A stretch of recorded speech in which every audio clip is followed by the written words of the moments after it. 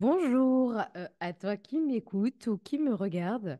Aujourd'hui, je vais te parler d'un sujet particulier que j'adore, pour lequel j'accompagne très souvent mes clientes. Et j'ai été moi-même concernée par ce syndrome-là, que j'appelle le syndrome de la sorcière brûlée ou bien la blessure de la sorcière. On peut appeler ça comme on veut. Donc voilà, je vais vous en parler aujourd'hui parce que on n'en parle pas assez souvent et c'est quelque chose quand même qui est très fréquent. Pourquoi je parle de tout ça? Parce que ces derniers temps, ces dernières semaines, toutes mes clientes, les femmes autour de moi et moi compris, ont vécu des événements particuliers qui rejoignent pour moi des mémoires qu'on est probablement en train de purifier collectivement. Il y a des choses qui se passent dans le monde, malheureusement, qui font en sorte que cette injustice prend de l'ampleur pour moi. En ce qui concerne ces femmes-là que j'ai pu rencontrer en cabinet ou ces femmes-là autour de moi, il y a énormément de fausses accusations, de la mauvaise foi, de la persécution même, de la malhonnêteté intellectuelle, de l'injustice, des peurs de son pouvoir et diverses autres peurs d'ailleurs que l'autre met en miroir. Est-ce que c'est ton cas ou est-ce que c'est le cas de personnes autour de toi? Tu me diras ça en commentaire si tu le souhaites. Pourquoi je parle de ce syndrome? Parce que ça fait 10 ans que j'accompagne et que j'ai accompagné énormément de thérapeutes, de coachs, de sages-femmes, d'infirmières, d'accompagnants de manière générale ou de personnes voulant se reconvertir. J'ai accompagné énormément de personnes qui avaient peur de réussir, peur d'échouer, peur de la visibilité, peur de faire des erreurs, etc., etc. Et toutes ces peurs-là, je les avais aussi et j'ai mis quasi 7 ans à avancer vraiment et comprendre le comment du pourquoi. D'ailleurs, si tu es thérapeute, j'ai mis en place un mentorat one-to-one de 3 heures, donc 3 heures ensemble, pour aborder les difficultés que tu traverses en rapport avec ce syndrome de la sorcière brûlée.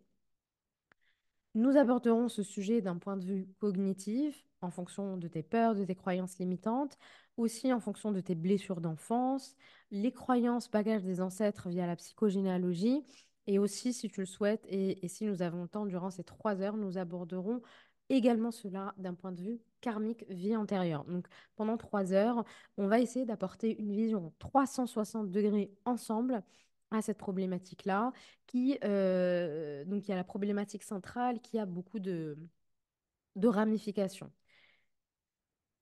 Le but étant qu'on puisse avoir l'ensemble des angles de vue pour avancer et venir à bout de ce syndrome-là. Qu'est-ce que c'est exactement? Cela peut se manifester de mille et une manières, vu que nous sommes des êtres complexes et multidimensionnels. Tu as du mal à lancer ton activité. Tu as un gros syndrome de l'imposteur. Tu as peur de réussir. Tu as peur de l'échec. Et ou, hein, ça peut être les deux d'ailleurs en même temps. Tu as peur de faire du mal ou qu'on te fasse du mal. Tu as peur du jugement. Tu as l'impression d'être une fraude. Tu procrastines dans ton activité. Tu cumules les formations sans réellement te lancer. Tu as peur de ton pouvoir. Tu te trouves nul. Tu as peur ça, je le retrouve très souvent. Tu as peur en étant dans ta lumière et en prenant ton pouvoir, tu as un peu peur d'écraser l'autre, de mettre de l'ombre à l'autre. Tu as peur de la jalousie, de la malveillance. Tu as peur d'être persécuté pour une raison que tu ne comprends pas. Tu n'arrives pas à te faire payer pour l'art que tu transmets. Je vous rappelle que l'argent, en langage des oiseaux, c'est art et gens. Je me fais payer par les gens par rapport à mon art que je transmets. Donc ça, c'est on va dire les symptômes que je rencontre fréquemment, mais il y en a bien sûr d'autres. Je dirais que la chose qui revient quand même assez fréquemment, c'est la peur de la visibilité de manière très générale. J'ai peur d'être visible sur les réseaux sociaux. J'ai peur que mes ex-collègues me critiquent parce que je suis devenue acupunctrice alors qu'avant je travaillais dans la banque, etc., etc. Je vais te dire comment ça s'est vraiment manifesté pour moi et comment voilà, je lui ai donné un nom de syndrome de la sorcière brûlée. Je me suis lancée en tant que naturopathe il y a à peu près 10 ans maintenant. J'avais du mal à parler de moi, de ce que je faisais. Je distribuais des flyers avec une grande timidité. J'étais confiante en mes connaissances, mais je n'avais pas du tout confiance en moi extérieurement. J'avais extrêmement peur d'être jugée, mais vraiment, ça me sidérait. J'avais peur d'être critiquée, de faire une erreur. Mes consultations duraient des plombes, parfois 3 heures, même plus, parce que parfois je prenais le café avec mes clients et on finissait à parler de spiritualité. D'ailleurs, tous mes clients quasiment étaient très ouverts à la spiritualité. Je passais des heures à faire des comptes rendus super longs parce que j'avais peur de recommander, par exemple, un complément alimentaire ou une technique naturo sans être sûre de tous les antécédents de la personne. Donc, je demandais autour de moi, je me renseignais, je lisais des livres, etc. Ça durait des plombs. En fait, c'était pas du tout rentable le travail que je faisais. J'avais une ONG, je crois, et pas un travail au final. Le médecin de ma petite ville, donc la petite ville où j'étais en France, ne me prenait pas au sérieux. Mes voisins non plus. J'étais un peu la bizarre hippie qui mangeait des graines et qui accouchait à la maison. Ce n'était pas vraiment méchant, heureusement, ou en tout cas, je ne percevais pas réellement de la méchanceté, mais je ressentais une honte, vraiment une grande honte. Euh, mais en même temps, c'est là où c'était une espèce de conflit intérieur, c'est là où il y avait une espèce de plusieurs parties à l'intérieur de moi qui n'étaient pas d'accord.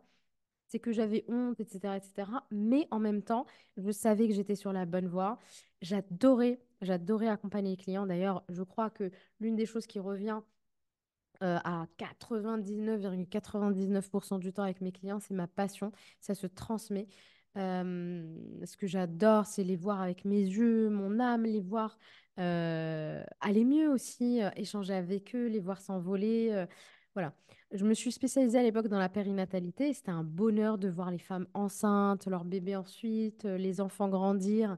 Bref, il y avait un conflit entre la Zeynab qui adorait ça et la Zainab qui aimait se cacher au fond des placards pour ne pas être vue, une peur de la visibilité qui était vraiment qui était exagérée.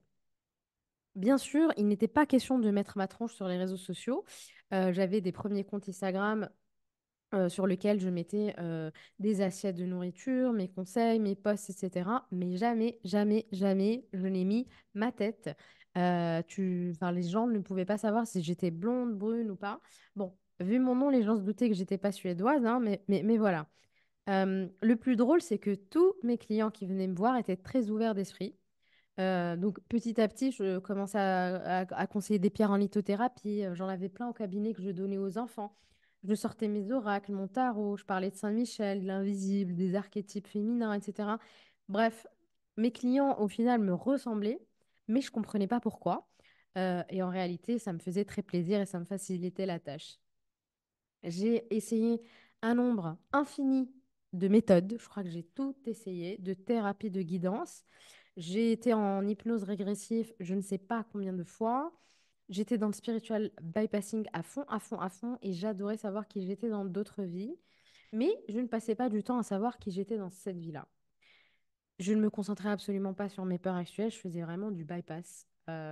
Et ça, je t'invite à écouter ou à voir la vidéo numéro 3 sur l'épisode des vies antérieures et du spiritual bypassing. Collectivement, nous sommes confrontés à toutes ces peurs quand même et nous allons chacun et chacune y répondre différemment. Dans quel but, me demanderas-tu? Dans le but de t'aligner avec tes valeurs, sans vaciller, être droit dans tes bottes, honnête avec toi et les autres, ne pas craindre de prendre tes responsabilités et de réparer quand il y a erreur, sans entrer dans l'autoflagellation et la honte. Être un adulte responsable, connecté à sa puissance, à sa lumière, mais aussi à son ombre. Parce que tu ne peux pas complètement guérir si tu ne vois pas tes angles morts, si tu ne vois pas les choses que tu n'aimes pas de toi, les parties en toi qui te font honte, qui te dégoûtent, que tu détestes, que tu n'as pas envie de voir, que tu as envie de laisser au placard. Ce truc qui te rappelle ton père, que tu ne supportes pas, par exemple. Parfois, c'est ton physique. Tu ressembles à ta mère. Tu as le même corps que je ne sais pas quoi, etc., etc. L'objectif, c'est de décider quelles sont mes valeurs et non plus celles que j'honore par simple loyauté. D'où peut venir ce syndrome? Tout dépend bien sûr de la symptomatologie et de comment il se manifeste dans la vie des personnes que j'accompagne. Ce qui revient le plus souvent et qui est quand même assez commun, c'est le transgénérationnel et ou l'enfance. En général, quand il y a du karmique ou transgénérationnel, ben, dans l'enfance, l'enfant qui deviendra ensuite adulte sera amené d'une manière ou d'une autre à revivre ben, ces bagages qu'il porte en fait. Si tu as vécu avec un parent qui t'a humilié, tu craindras forcément de produire. Peur de te montrer, peur d'être jugé, peur d'être montré du doigt. Quand tu étais petit, tu faisais des super beaux dessins et tes parents te disaient: Oh là là, mais qu'est-ce que c'est nul. Bah, tu n'auras pas envie de montrer tes peintures plus tard quand tu grandiras, de montrer ton art, peu importe quel est ton art. Tu as grandi, si tu as grandi dans une famille au sein de laquelle tu as appris à être aimé pour ton utilité, et via ce que tu donnes, je t'invite à voir l'épisode sur le syndrome du sauveur, tu auras du mal à avancer dans ton travail. Tu vas peut-être procrastiner parce que tu auras du mal à te faire payer, par exemple. Et ça, c'est quelque chose que je vois très, très, très souvent. Si tu te lances dans l'entrepreneuriat d'ailleurs, tu feras inconsciemment du bénévolat. C'est ce que j'ai fait très, très longtemps et que j'ai fait jusqu'à, je pense, il y a 2, 3 semaines avec les appels découvertes à rallonge. Je passais parfois 1 heure et ça m'est arrivé de passer 3 heures et demie avec une personne en appel découverte. Et j'ai complètement arrêté parce que, il y a eu des abus et parce que c'est complètement irrespectueux pour moi de rester 1 heure, 2 heures, 3 heures avec une personne sans être payé. Voilà, c'est de l'abus. Et j'estime qu'aujourd'hui, avec tout le travail que j'ai effectué sur moi, bah, que je mérite d'être payée, même pour 5 minutes de travail. Je reste très, très disponible par message, mail, etc. Et je réponds volontiers aux personnes, par vocaux aussi. Mais les appels découvertes, pour l'instant, c'est fini.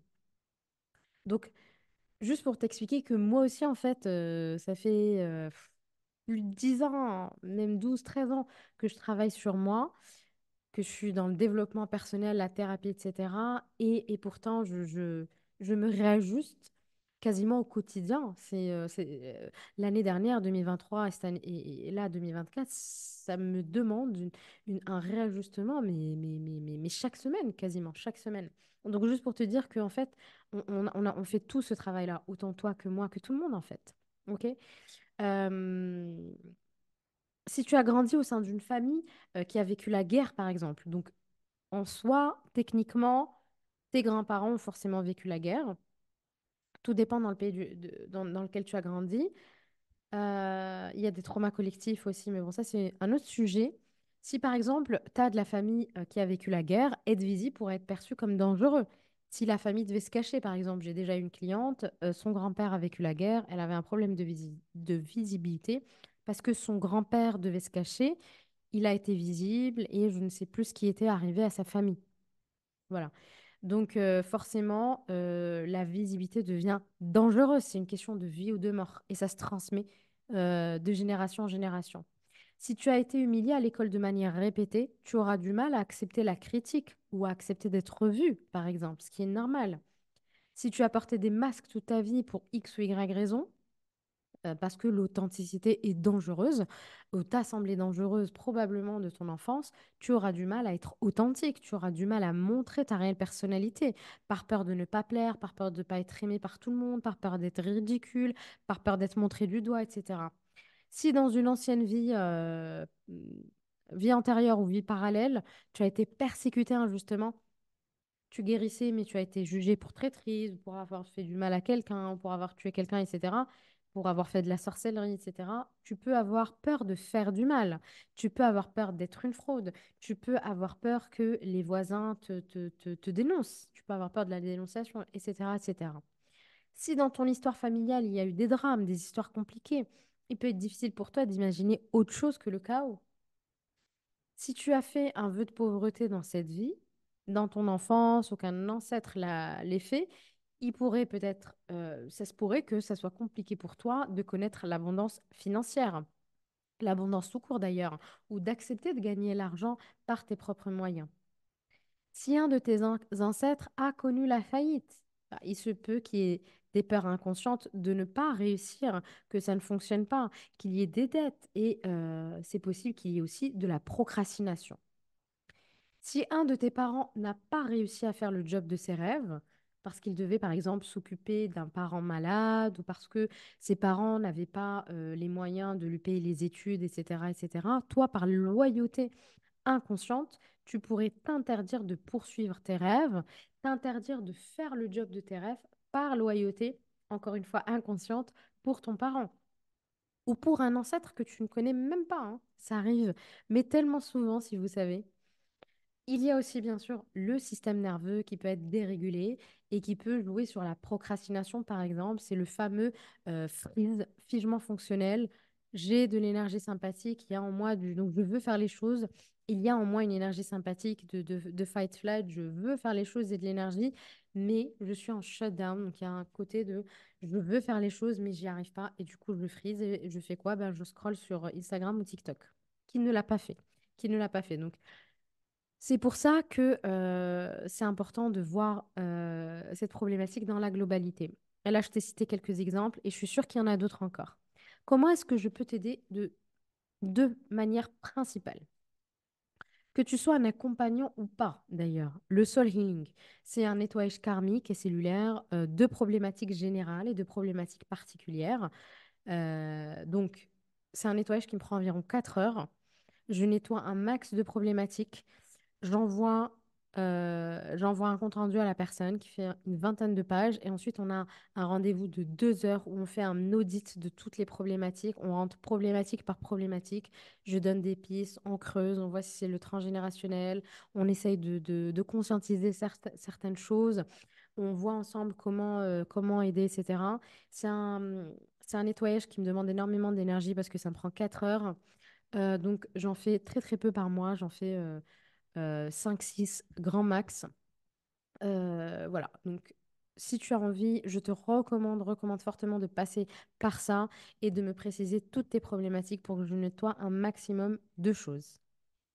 Si tu n'es pas accompagnant, mais que tu as ces problématiques dans ta vie perso, prends un coaching classique, ok? Si tu es un accompagnant maintenant, peu importe de quelle manière tu accompagnes, que tu te retrouves dans ces problématiques, je te propose deux choses. Un mentorat.